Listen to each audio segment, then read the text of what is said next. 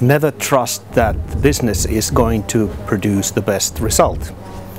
So if you let the market to decide, the end result may not be the best for your nation.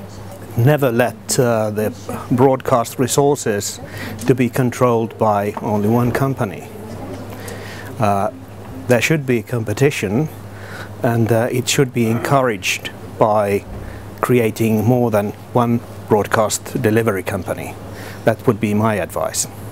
Our case in Finland, our government tried to fix the problem of one monopoly broadcast distribution company by giving licenses to new companies afterwards, but